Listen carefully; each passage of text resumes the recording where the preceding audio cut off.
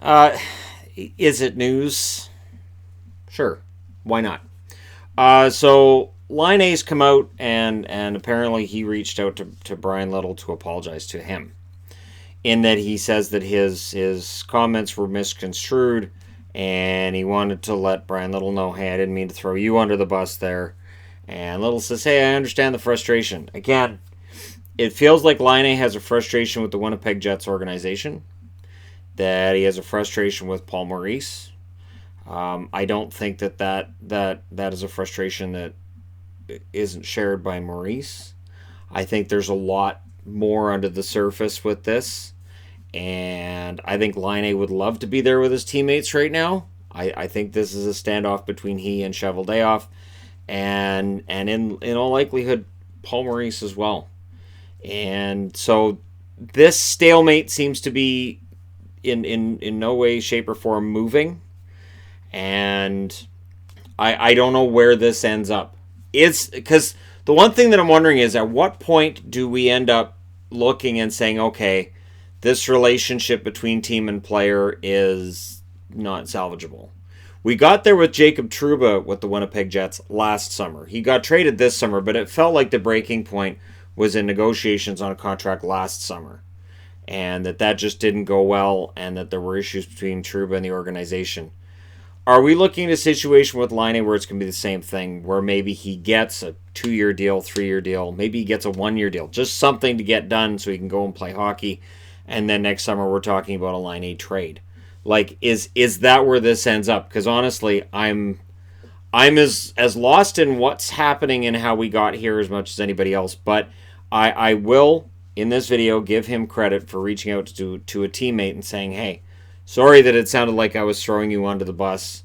This is why I said that the smartest thing Laine could do right now, don't talk to the press, don't give out interviews like this, don't give people an in, because when there's those comments, that's when these kinds of things can happen.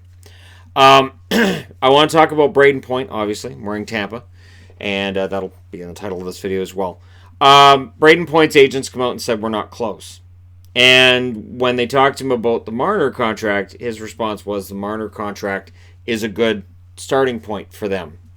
Now, I don't know if that means, okay, Marner's getting $10.93 million a year. We should be comparable. We should, at the very least, get 10. You can make the argument Brayden Point should get 10. Brayden Point's a center. His points totals, really, really close to Marner's, scored more goals. You can make the argument that Brayden Point's resume is just as sharp as the one carried by Mitch Marner.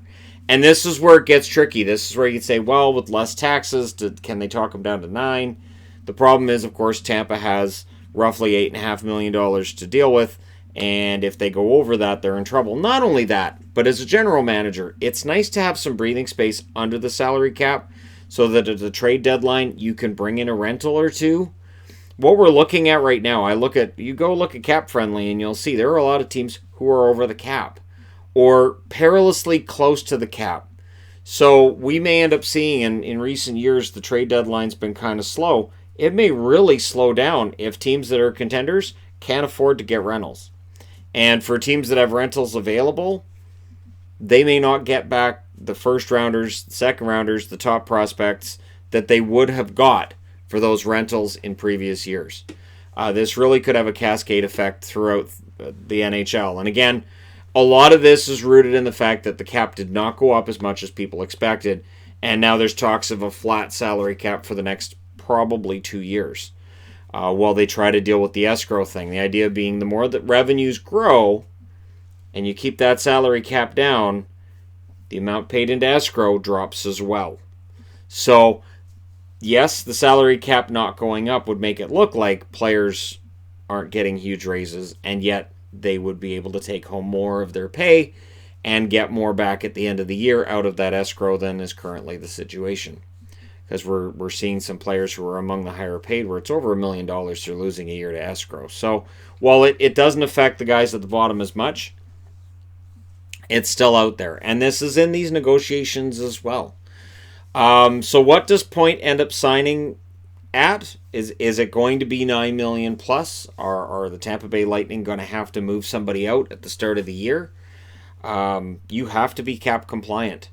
And, I remember a few years ago, well, more than a few years ago, where the Vancouver Canucks every day would be demoting players and bringing players up just to make sure that they were under the salary cap, and they'd be like 30 grand under, 40 grand under, 50 grand. Like, it was ridiculous.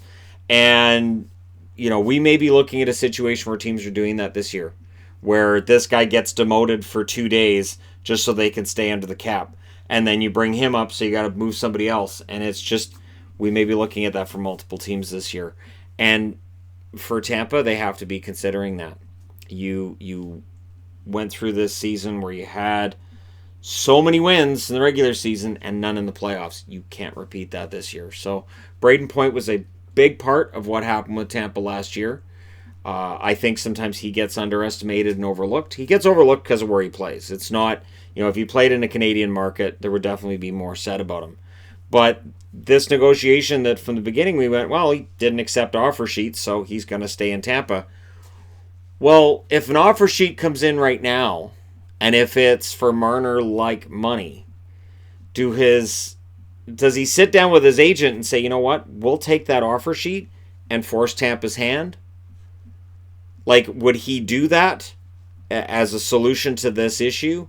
And if you're a general manager out there that offered him an offer sheet earlier in the summer, do you go back and go, you know what, here it is again? Think about it. You're in this stalemate. We've already got into training camp and preseason. And again, what a guy who said no earlier in the summer, right now look at that and go, you know what, I just want to play hockey. I'll sign this sheet right now, and they've got 7 days to match. I'm either going back to Tampa or you got yourself a deal. Let me know what you guys think in the comment section below, because there have been rumblings that an offer sheet could come in on perhaps Connor. But Point, there were offer sheets that he rejected earlier in the summer. So we'll see where things turn out, or how things turn out, and where guys end up. Don't forget to hit like and subscribe if you're browsing your way through. You just happened upon this video, and hey, I'll be really happy when all these guys get signed. That'll be great. Just a matter of where and when. Thank you so much for all your support. I'll talk to you again soon.